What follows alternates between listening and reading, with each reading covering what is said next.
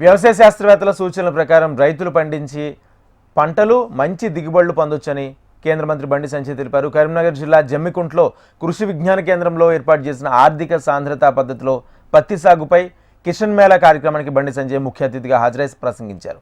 దేశవ్యాప్తంగా ఉన్న 731 కృషి విజ్ఞాన కేంద్రాల్లో జమ్మికుంట కేంద్రం ఎంతో ప్రసిద్ధి చెందిందన్నారు. రైతులకు పత్తి సాగుపై అవగాహన కల్పించడం మంచి పరిణామన్నారు. రైతుల అభివృద్ధికి కేంద్రం అనేక పథకాలు అమలు చేస్తుందన్నారు. అమలు కాని హామీలు ఇచ్చి అమలు చేయకపోతే రైతులు తగిన బుద్ధి చెప్తారని బండి సంజయ్ తెలిపారు.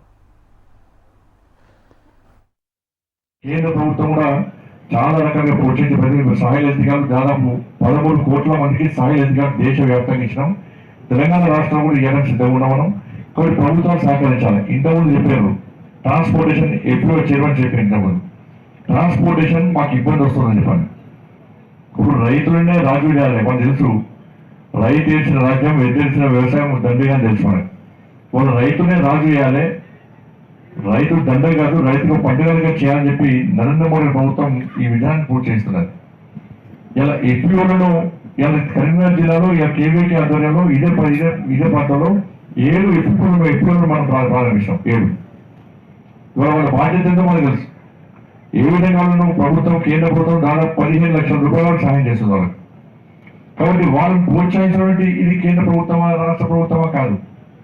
కేంద్రమైనా రాష్ట్రమైనా రైతులకు న్యాయం జరుగుతుంది, రైతులకు లాభం జరుగుతున్నది.